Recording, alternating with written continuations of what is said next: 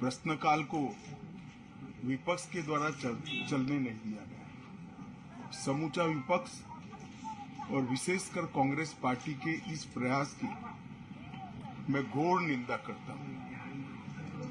अरुणाचल में 8 की देर रात और 9 की सुबह घटी घटनाओं का हवाला देते हुए विपक्ष ने बहुमूल्य प्रश्नकाल को स्थगित करवा दिया।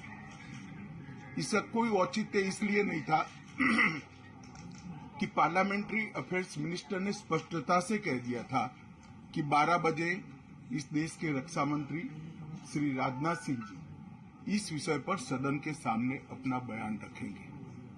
जब बयान रखने की बात कर ही दी तो इसका कोई औचित्य नहीं था।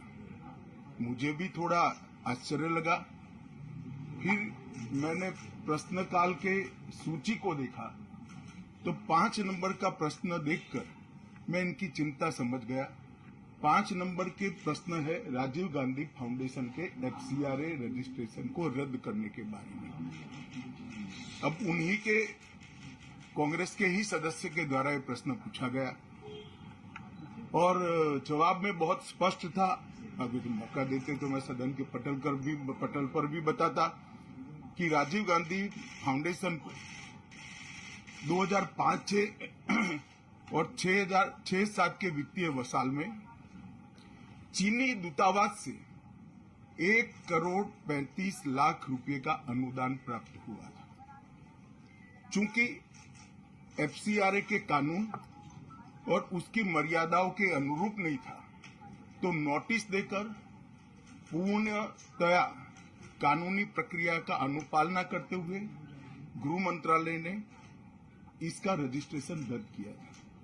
फाउंडेशन ने अपना रजिस्ट्रेशन सामाजिक कार्यों के लिए करवाया है और ये जो राशि चीनी दूतावास से मिली इसका उपयोग भारत चीन संबंधों के विकास पर शोध करने के लिए ये पैसा दिया गया। अब मैं कांग्रेस पार्टी को पूछना चाहता हूं कि इन्होंने शोध तो जरूर किया होगा। क्या उनकी शोध में 1962 में जो हजारों हेक्टेयर भूमि भारत की चीन ने हड़प ली वो शामिल था क्या? और शोध इस पर किया तो रिपोर्ट क्या आई है?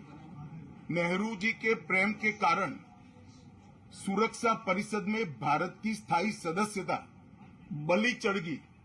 इस विषय को उन्होंने शोध का विषय बनाया था क्या? और अगर बनाया था तो इसका नतीजा क्या हुआ? जिस वक्त गलवान के अंदर हमारे सेना के वीर जवान चीनियों से भिड़ रहे थे उस वक्त चीनी दूतावास के अधिकारियों को कौन रात्रि भोज दे रहा था?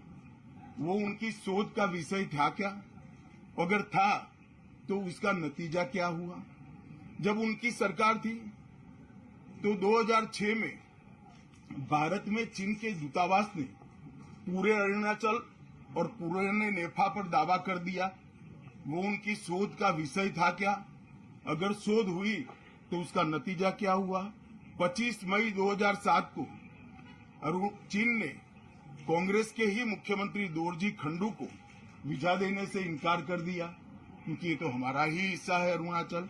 ये भी शोध किया गया क्या? 13 अक्टूबर 2009 को मनमोहन सिंह की अरुणाचल यात्रा पर चीन ने आपत्ति जताई, वो आपने जांच किया है क्या? और 2010 में चीन ने जम्मू कश्मीर के लोगों को ट्रिपल वीजा जारी करने की प्रथा शुरू की, ये भी क्या आपका शोध का विषय था? 2011 में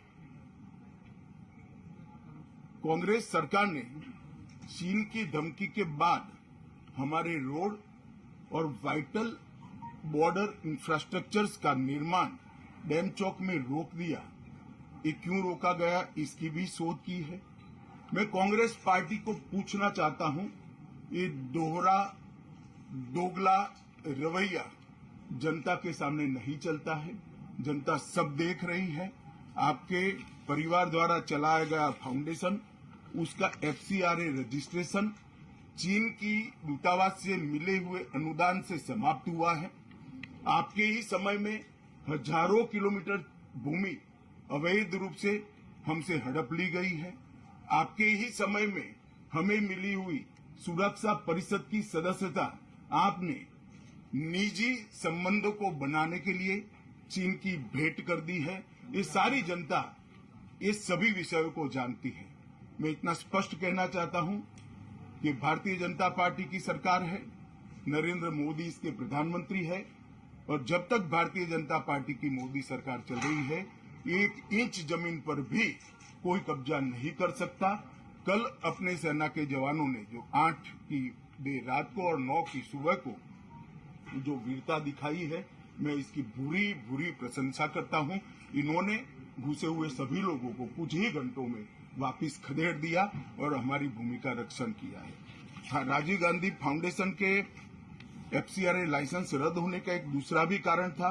इस्लामिक रिसर्च फाउंडेशन की, जिसका प्रणेता जाकिर नायक है, जाकिर नायक को पूरा देश जानता है, उनसे भी 7 जुलाई 2011 को 50 लाख रुपया राजीव गांधी फाउंडेशन ने प्राप्त किया था।